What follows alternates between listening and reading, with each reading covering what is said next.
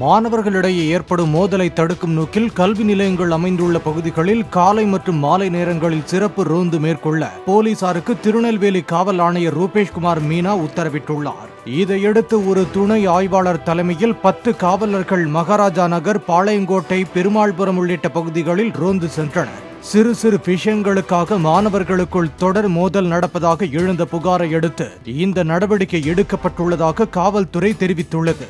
போலீசார் தங்கள் பள்ளி கல்லூரிக்கு வந்து செல்லும் தகவல் பகிரப்பட்டு மாணவர்கள் பாதுகாப்பாக உணர்வதற்கும், பிரச்சனை ஏற்பட்டால் உடனடியாக காவல்துறைக்கு தகவல் கொடுக்கவும் முன்னேற்பாடாக ரோந்து பணி உதவும் எனவும் தெரிவிக்கப்பட்டுள்ளது.